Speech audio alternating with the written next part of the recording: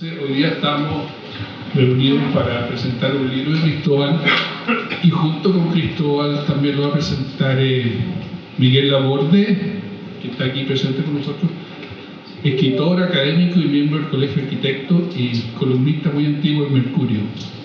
Y Susana Eder también nos acompaña, periodista, licenciada en Comunicación Social y magíster en Filosofía de la Universidad de Chile, hija de nuestro gran amigo Otto, que también ha sido gran expositor nuestro en muchas ocasiones. Cristóbal, tú comienzas en Filosofía en la Universidad Austral. ¿Cómo se produce esto de que llega a Friburgo? ¿Ellos te eligieron o elegiste tú? ¿Cómo fue eso? ¿Nos puedes contar un poco? Bueno, yo tocó esa época en la Universidad Austral, que era como una época gloriosa, así.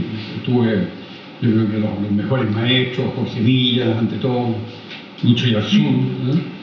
Y en esa época no había licenciatura en la Universidad Austral, entonces por eso que me vine al pie pedagógico. ¿Ah? Y ahí continué, y en algún momento entonces postulé a una beca a Alemania, me puse en contacto con el profesor que es el editor de las obras completas de Martin Heidegger, porque me interesaba mucho ese pensamiento de Martin Heidegger, Friedrich Wilhelm von Hermann, y bueno, cuando me dijo que sí, ya después, bueno, me gané la beca y así fue. Y entonces partí a Freiburg. ¿Y aquí hiciste tu doctorado?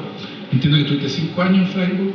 5 años, claro. ¿Puedes contar un poco acerca de esa estadía? ¿Qué te aportó? Sí, bueno, yo partí con un tema que fue el que aprobó justamente el profesor von Hermann, y que era sobre la conciencia ética en Heidegger y en la tradición. Pero la verdad es que estando allá en Alemania es muy distinto que ver las cosas desde Chile, ¿no? Y sobre todo la figura de Martin Heidegger, ¿no? Entonces, bueno, como que entré en conflicto con la parte política de Heidegger, que es tan conocida, ¿no? Sobre lo cual no es necesario seguir hablando, ¿no? Y entonces, claro, propuse cambio de tema, en fin, hubo mucho ires y venires ahí con el profesor von Hermann, ¿no? Finalmente se produjo una crisis con él, una suerte de quiebre que por suerte que no fue definitivo, ¿no? Por esta cuestión política de Heidegger, ¿no? Y sobre todo porque era un tema tan sensible, por la conciencia ética, ¿no? Y que en todo caso, independientemente de la cuestión política, para mí uno de los más grandes pensadores de todos los tiempos, ¿no?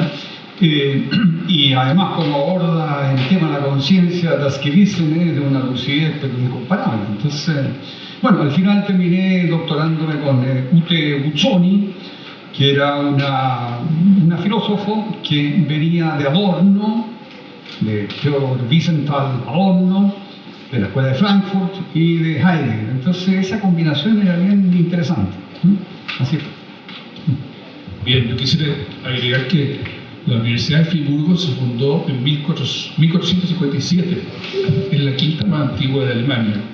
Heidelberg es la más antigua. Y tiene 11 facultades, muy fuertes en humanidades, en ingeniería y tiene un centro médico universitario muy poderoso. Bueno, tú, ¿cuándo emprendiste esta aventura de esta obra, Cristóbal? Bueno, debo decir que esto proviene, que anda por ahí revoloteando, digamos, ¿no? De ciertos juegos que yo hacía con mi nieto Pascual. Y entonces, de hecho, le pusimos un nombre que él mismo lo recuerda perfectamente, el juego del paladar, porque tiene que ver con el paladar, digamos, ¿no? Como, por decirlo así, lo que tiene que ver con el gusto, el sabor y todo lo demás, ¿no? Y entonces el juego, que era un juego teatral, consistía, digamos, ¿no? En que el paladar quiere muchas cosas, ¿no? Pero entonces vino un cuestionamiento de, digamos, lo que es la guatita, muy cercana al sentimiento, y que le dice al paladar que no demasiado chocolate, no, o lo que fuera. Y entonces, claro, hay que recurrir a la razón, ¿no? Y la razón dice que por ningún motivo, que el sentimiento tiene la razón, que debería evitarse esto, ¿no? pero con la razón todavía tampoco es suficiente, porque la razón al mismo tiempo tiene que recurrir al yo. Pero el yo, así que podría llevar como el supremo gobierno en nosotros, ¿no? Tampoco es como definitivo, porque tiene que recurrir al que dicen justamente con la conciencia ética, ¿no? Entonces, todo esto proviene de este libro, de estos juegos que yo jugaba con el Pascual, y cuando el Pascual tenía 3, 4, 5 años, el juego se ha seguido prolongando, hasta el día de hoy lo seguimos jugando, ¿ya? Y a la altura de marzo, ha sido uno de los libros más rápidos que haya escrito, justamente por esto, tal vez así como que surgió de una manera completamente espontánea, ¿no? Y apareció en el libro, o sea, fue menos de un año. Les contaré cómo entré en contacto con Cristóbal, y fue a través del Centro de Humanidades Médicas, y se creó un proyecto que se llamaba Buscando Sentido. Y este es el libro que publicamos. Probablemente no hay una pregunta que más distinga al ser humano que aquella por el sentido. Esta pregunta lo acompaña no solo en todo lo que hace y decide, sino en relación a sus pensamientos, recuerdos, sensaciones y fantasías, ya que en cada caso nos preguntamos por el sentido de todo aquello, de un lejano recuerdo, de una forma extraña de algo que percibimos, de un sueño que hemos tenido o de un complejo pensamiento. Así como al ser humano lo podemos concebir como animal racional, como simbolizador, como homo ludens, jugador, también lo podemos concebir de modo igualmente radical y originario como buscador de sentido. Y ese es el punto de partida de este libro, diríamos, este ser humano como buscador de sentido. Y entonces yo me pregunté, bueno, ¿por qué escribir este libro? O sea, ¿por qué escribió, por qué escribiría este libro Cristóbal? Y bueno, ahora vamos al libro mismo. Lo primero que hay que decir, algo del autor. Él nació en la lluvia y los bosques tupidos de Valdivia. Desde muy joven tuvo una fuerte vocación por la filosofía, algo de destino hay ahí. Según Heidegger, el filósofo tiene a lo largo de su vida una sola gran pregunta filosófica, en torno a la cual trabaja desde distintos ángulos, pero siempre hay una sola pregunta filosófica. Y la pregunta, claramente la pregunta por el sentido, parece ser la gran pregunta filosófica de Cristóbal. Pregunta que se remonta a su infancia. Heidegger nos dice que la pregunta es el fervor del pensamiento. Y este fervor lo ha experimentado Cristóbal en toda su vida filosófica. ¿Por qué se remonta a su infancia esta pregunta por el sentido? Le pregunté hace unos días a Cristóbal y me permitió compartir este recuerdo. Le pregunté, ¿lo puedo decir? Sí. Que desde niño tuvo un sueño recurrente del que despertaba con mucha angustia. En el sueño él era un punto en la inmensidad y fuera de esto no había nada más. Y como punto tenía la capacidad de desplazarse sin encontrar nada. Entonces se vuelca hacia sí mismo. Este sueño me parece que contiene esa pregunta filosófica esencial y en el caso de Cristóbal la pregunta por el sentido. Este sueño le volvió cuando estaba estudiando el doctorado en Freiburg. Despertó del sueño y se lanzó a escribir su libro Ser y Universo.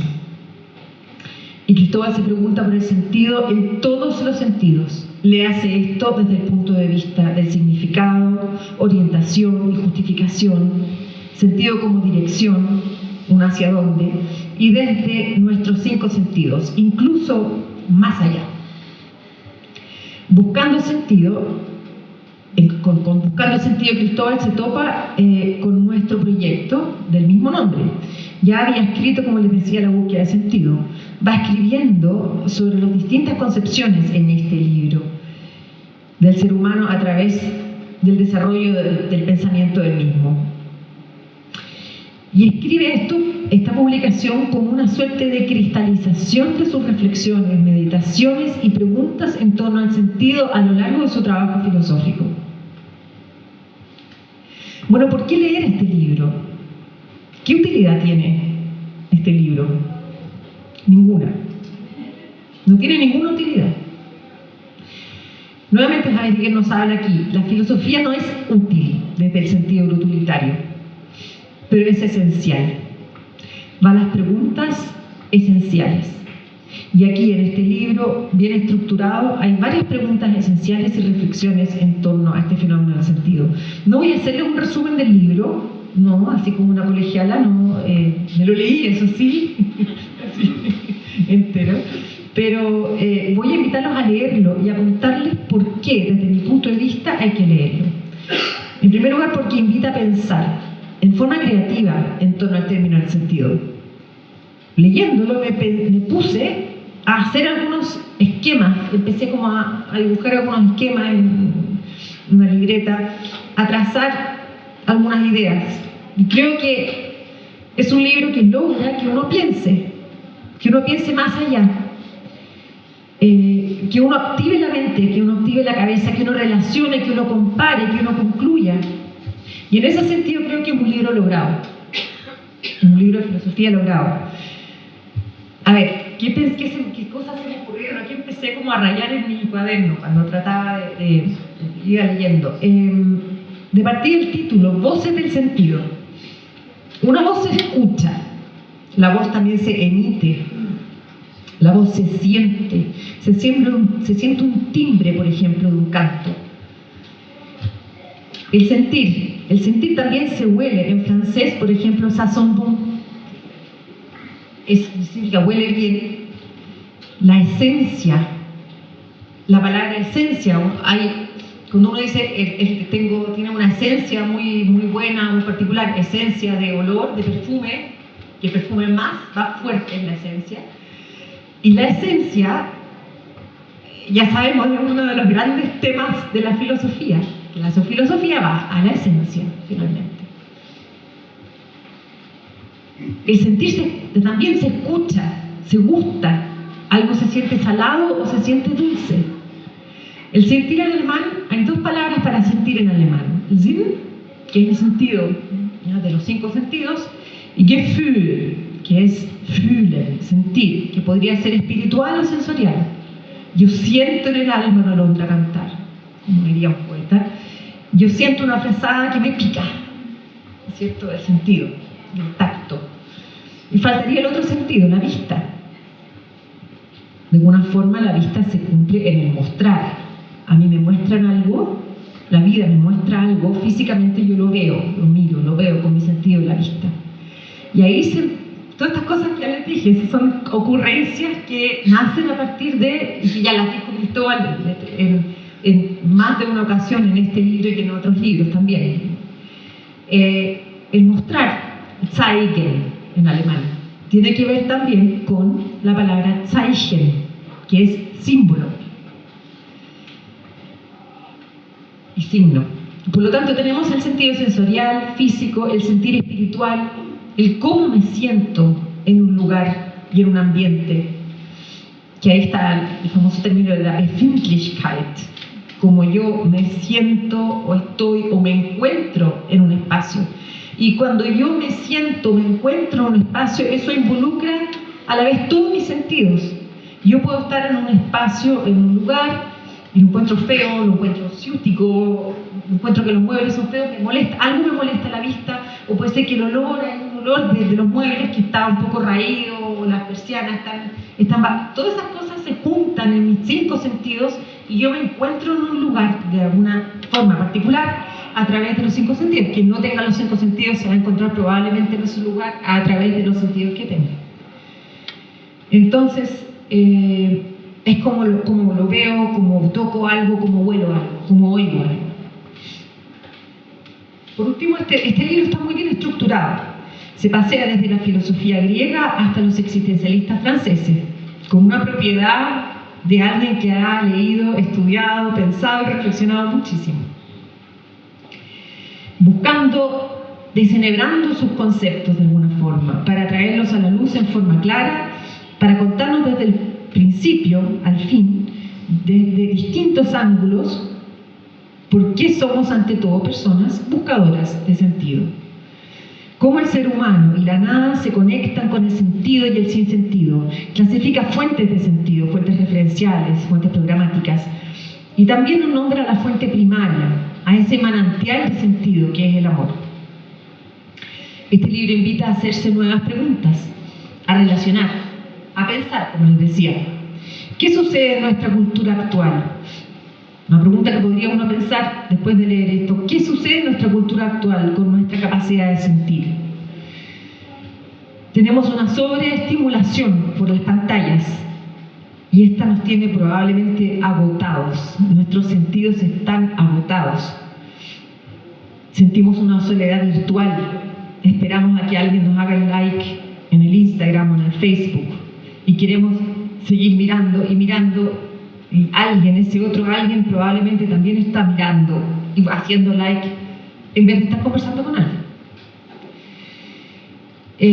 Sentimos una sobreexigencia y al mismo tiempo nos sobreexplotamos, porque como podemos mucho paralelamente, somos los famosos multitasking, creemos que podemos hacer entonces 5 cosas paralelamente, a la vez, y al final no las hacemos probablemente bien las 5 cosas.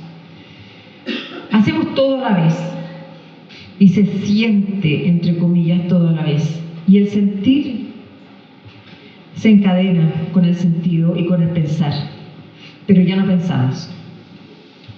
Por lo tanto, este libro sí nos invita a pensar. Muchas gracias, Cristóbal.